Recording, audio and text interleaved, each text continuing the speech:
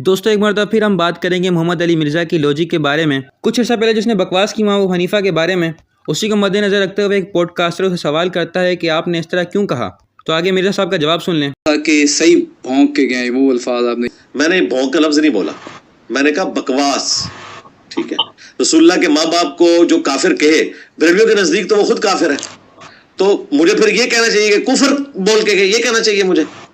جبکہ آپ خود سن لیں کہ اس نے کون سے الفاظ استعمال کیے۔ اللہ علی قاری نے باقاعدہ دفاع کی ہے کہ ہمارا امام صحیح بھونک کے گیا۔ اب یہ کلپ آپ نے سنا جس میں یہ معاذ اللہ کتنے برے الفاظ امام ابو حنیفہ کے لیے استعمال کر رہے ہیں۔ پہلے تو یہ بات مستند طریقے سے ثابت کرتے ہیں کہ واقعی ہی یہ امام اعظم سے جو ہے ثابت ہے یہ عبارت جو یہ مرزا صاحب اپنی ویڈیوز میں کہہ رہے ہیں۔ تو یہ جو بات امام اعظم پر منسوب کی جاتی ہے یہ بات خود مشکوک ہے۔ فقہ الاکبر کے مختلف نسخوں میں مختلف الفاظ ہیں۔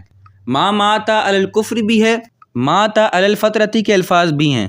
پہلے کا معنی یہ کہ والدین مصطفیٰ صلی اللہ تعالیٰ علیہ وآلہ وسلم کفر پر فوت نہیں ہوئے، اور ماتا علی الفطرتی اس کا معنی یہ کہ والدین مصطفیٰ صلی اللہ تعالیٰ علیہ وسلم کا زمانہ فطرت پر انتقال ہوا۔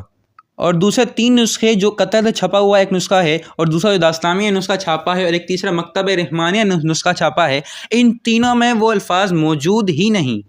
اس کے باوجود کہ بات شک میں ہے، بات مشکک ہے، اس کے باوجود یہ مرزا جو ہے امام اعظم پر جو ہے زبان درازی کرتا ہے۔ اب آ جاتے ہیں مرزا صاحب کے بابوں پر، جن کے بارے میں مرزا کہتا ہے میرے بابے تو یہ سیاستہ والے ہیں۔ تو مرزا صاحب امام نسائی جنہوں نے اپنی کتاب میں باقاعدہ باب باندھا زیارت القبر المشرکی، اپنی کتاب سنن نسائی میں، جس میں انہوں نے صرف ایک حدیث بیان کی، وہ جس میں حضور صلی اللہ تعالیٰ علیہ وآلہ وسلم نے اپنی والدہ کی قبر کی زیارت کی۔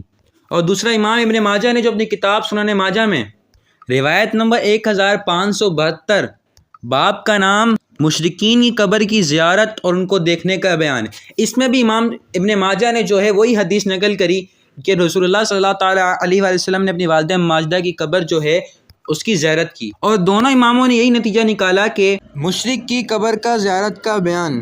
اور مرزا جہلمی کا خود ماننا یہ ہے کہ امام نسائی کا یہ موقف تھا کہ وہ رسول اللہ صلی اللہ تعالیٰ علیہ وسلم کے والدین کو مسلمان نہیں مانتے تھے۔ نسائی رحمۃ اللہ علیہ جو اہل سنت کے بڑے امام ہیں، اور کتب ستہ میں ان کی کتاب ہے سنن نسائی، المتوفا 303 ہجری، انہوں نے یہ جو مسلم شریف کی 2257 نمبر حدیث تھی جو آپ صلی اللہ علیہ وسلم اپنی ماں کی قبر پر گئے تھے، یہ حدیث سنن نسائی میں انٹرنیشنل نمبر کے مطابق 2035 آتی ہے۔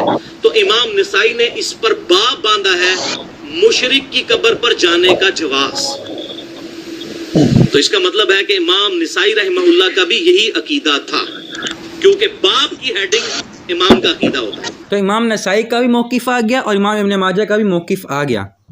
تو مرزا صاحب اپنی ذرا زبان کھولو، اپنا ایمان کا تقاضا دکھاؤ، جو آپ کا ایمان اتنا جوش کر رہا تھا، جو آپ نے بکواسات امام ابو حنیفہ کے بارے میں کی، وہ اب یہاں بھی کرو، اپنا ایمان کا تقاضا یہاں بھی دکھاؤ۔ تو میرے دوستو، میرے عزیزو، تو پتہ چلا کہ یہ کوئی ایمان کا تقاضا نہیں، یہ کوئی ایمان کا جوش نہیں، بلکہ یہ مرزا جہلمی کے اندر پڑا بغض ہے جو امام ابو حنیفہ کے بارے میں نکل رہا ہے ہر نئی ویڈیو میں، ہر نئی پوڈ کاسٹ میں، تاکہ یہ اپنا منجن آسان طریقے سے بیچ سکے۔